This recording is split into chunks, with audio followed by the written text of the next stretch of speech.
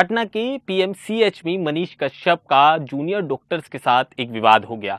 Social media पर viral हुई post के अनुसार ये विवाद इतना बढ़ गया कि मनीष कश्यप की कथित तौर पर पिटाई हुई है।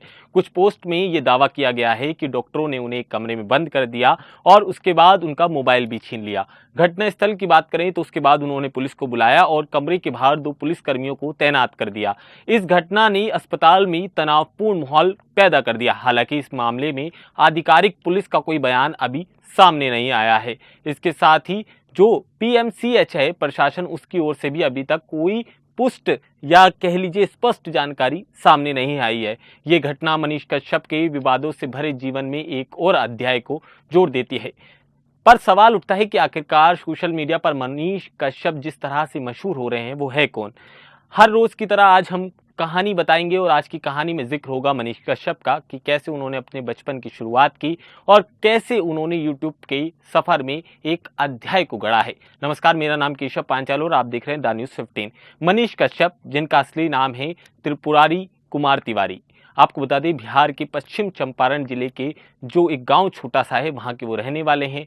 खुद को सन ऑफ बिहार वो कहते हैं और मनीष एक यूट्यूबर के साथ साथ सामाजिक कार्यकर्ता और हाल ही में ही बीजेपी नेता के रूप में जाने जाते हैं। उनके यूट्यूब चैनल की बात करें, सच तक जो है, सच तक न्यूज़ नाम से उन्होंने एक चैनल बनाया है जिसकी 7.7 मिलियन से ज़्यादा सब्सक्राइबर हैं, जहां वो बिहार और इसके साथ ही जो हिंदी भाषी इलाके हैं वहां की जो राजनीतिक होती है उसकी वीडियो बनाते हैं। मनीष का व्यक्तित्व हमेशा से ही विवादों से घिरा रहा है और उनकी जो आक्रामक शैली है उन्हें समर्थक और इसके साथ ही आलोचक जो है उनके, उन दोनों का ध्यान ही अपनी ओर खींचती है। आपको बता दें मनीष कश्यप का जन्म 9 मार्च 1991 को बिहार के पश्चिम चंपारण में एक मिडिल क्लास फैमिली में हुआ था। उनका गांव बूढ़ी और इसके साथ ही कोहड़ा नदी किनारे पड़ता है, जहां पर पिछड़ा और जो बाढ़ वाला प्रभावित इलाका है वो है, जहां पर स्वर्ण और इसके साथ ही मुस्लिम जो आबादी है उसका एक मिक्सचर देखने को मिलता है। मनीष के रिश्तेदारों के अनुसार बचपन से ही वो बड़ी शरारती और बेबाक स्वभाव के रहे थे। एक रोमांचक किस्सा भी उनका याद आता है। तो आपको बताएं मनीष कश्यप बचपन में ही कुछ सालों के लिए अपने घर से गायब हो गए थे और इस दौरान उन्होंने कोई भी अपना आता पता किसी को नहीं दिया था और इस पूरी घटना के बाद वो घर वापस लौट आए थे, मगर ये सिलसिला कई लंबे समय तक चल रहा था।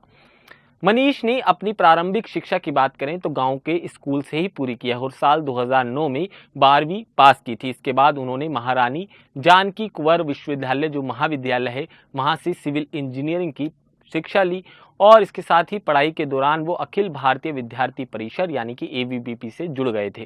छात्र आंदोलन में वो हमेशा एक्टिव रहते थे, जिसके चलते उनके खिलाफ कई मुकदमे भी दर्ज हुए थे। अब एक नज़र उनके यूट्यूब करियर और विवादों पर डाल लेते हैं। आपको बता दें मनीष ने सच तक न्यूज़ जो यूट्यूब चैनल है उसकी शुरुआत कर अपनी पहचान बनाई थी। उनके वीडियो में स्थानीय समस्याएं, इसके साथ ही भ्रष्टाचार और सामाजिक मुद्दे वो प्रमुखता से उठाते थे। आपको बता दें हालांकि उनकी जो आक्रामक शैली थी और बेबाक टिप्पणियां वो अक्सर करते थे वो विवादों को जन्म देती थी। साल 2019 में उन्होंने पश्चिम चंपारण की महारानी जानकी कुंवर अस्पताल परिसर में जो किंग एडवर्ड है उसकी मूर्ति को क्षतिग्रस्त करने का समर्थन किया था, जिसके चलते उन्होंने कानूनी जो पचड़ा था उसमें वो फंसते नजर आए थे। आपको बता दें साल 2020 में मनीष ने एक विधानसभा से निर्दलीय पर्चा भरा था और उम्मीदवार बने थे, जिसके बाद उन्होंने चुनाव लड़ा लेकिन उनकी किस्मत साथ नहीं देती और वो चुनाव हार जाते हैं। इसके बावजूद उनकी जो लोकप्रियता थी वो कम नहीं होती। खासकर जो युवा हैं और इसके साथ ही जो बिहार से हैं, ग्रामीण क्षेत्रों से लोग आते हैं, वो अपना आदर्श उन्हें मानने लगते हैं। इसके बाद आपको बता दें मनीष कश्यप का सबसे बड़ा विवाद 2023 में सामने आता है, जब उन्होंने तमिलनाडु में बिहारी मजदूरों पर कथित हमले की एक फर्जी वीडियो अपने यूट्यूब चैनल पर शेयर करी। इस वीडियो में वायरल होने के बाद तमिलनाडु और इसके साथ ही बिहार पुलिस ने उनके खिलाफ मुकदमे दर्ज किए और उन पर राष्ट्रीय सुरक्षा कानून यानी कि एनएसए के तहत कार्रवाई हुई। 18 मार्च 2023 को उनकी गिरफ्तारी हुई और वो तमिलनाडु जेल में बंद रहे कई महीनों तक। बाद में उन्हें पटना की जो जेल थी वहां पर शिफ्ट कर दिया गया। इसके बाद इस पूरे मामले में मनीष के समर्थकों ने बिहार के कई शहरों में प्रोटेस्ट किया और बिहार बंद का आह्वान भी किया। दिसंबर 2023 में पटना हाई कोर्ट ने उन्हें सशर्त जमानत दे दी थी और मई 2024 में पटना सिविल कोर्ट ने सबूतों का अभाव कहते हुए जो फर्जी वीडियो थी उस मामले में उन्हें बरी कर दिया। इसके बाद वो बीजेपी में शामिल होते हैं। आपको बता दें, फिर उनका राजनीतिक करियर एक कह लीजिए पूरी तरह से सामने आता है। फिर जेल से रिहा होते हैं। उसके बाद मनीष कश्यप ने एक राजनीतिक महत्वाकांक्षा को और इसके साथ ही मजबूत कर दिया था अपने जीवन में। अप्रैल 2024 में उन्होंने दिल्ली में बीजेपी सांसद मनोज तिवारी की मौजूदगी में भारतीय जनता पार्टी की सदस्यता को ग्रहण किया था। मनीष ने पहले पश्चिम चंपारण से लोकसभा चुनाव लड़ने की घोषणा की थी, लेकिन बीजेपी में शामिल होने के बाद उन्होंने ये फैसला वापस ले लिया। आपको बता दें कि बीजेपी में शामिल होने के बाद मनीष ने कहा था कि उनकी विचारधारा पार्टी से मेल खाती है और वो बिहार में मजबूत करने के और बिहारी वासियों को मजबूत करने के लिए पार्टी के साथ मिलकर काम करेंगे। हालांकि मार्च 2025 में खबर आई कि मनीष ने बीजेपी से इस्तीफा देने का ऐलान किया है, लेकिन अगले ही दिन उन्होंने अपने फैसले को बदल दिया। अब हाल ही में उनके साथ क्या मामला हुआ है उस पर एक नजर डाल लेते हैं।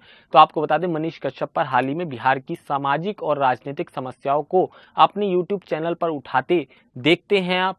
वो भ्रष्टाचार और जो बुनियादी ढांचों की समस्या है, जैसे कि बिहार में बार बार पुल गिरने की जो घटनाएं हो रही हैं, इस पर तंज कसते हैं और पीएमसीएच में हुआ ताजा विवाद, उनकी आक्रामक शैली और सार्वजनिक स्थानों पर विवाद में फंसने की जो चीजें हैं उन्हें दर्शाता है। इस पूरी घटना ने मनीष कश्यप के जो समर्थक हैं और जो उनके एंटी हैं उनके बीच एक बार फिर से बहस छेड़ दी है। जहां उनके समर्थक इसके खिलाफ इस जो पूरा कांड हुआ है उसे एक साजिश के तहत देख रहे हैं, वहीं आलोचक उनकी कार्यशैली और जो उत्तेजना उनके अंदर है उसे गैर जिम्मेदार करार दे रहे हैं। अब इन सब के बीच निष्कर्ष ये निकलता है कि मनीष कश्यप की यात्रा एक सिविल इंजीनियर से यूट्यूबर की और फिर बीजेपी नेता की रही है, जो हमने विवादों के केंद्र में हमेशा देखी है। उनका बचपन, शिक्षा और शुरुआती संघर्ष उनकी जुझारू छवि को दर्शाता है, लेकिन उनकी जो आक्रामक जीवन शैली है और फर्जी खबरों से जुड़े होने के आरोप में वो लगातार कानूनी पचड़ों में फंसे हैं, वो भी कहीं ना कहीं सामाजिक मुश्किलों में उन्हें डालता है। पीएमसीएच में हुआ ताजा विवाद उनकी छवि को और ज्यादा मजबूत करता है। या आने वाले दिनों में इस घटना की जांच होकर मनीष की क्या रिप्लाई आता है और क्या प्रतिक्रिया वो देते हैं, इस पर हमारी नजर रहेगी। फिलहाल ये मनीष का पूरा जीवन था जो हमने आपके सामने रखा। आपको ये कहानी कैसी लगी आप हमें कमेंट सेक्शन में जरूर बताइएगा। नमस्कार।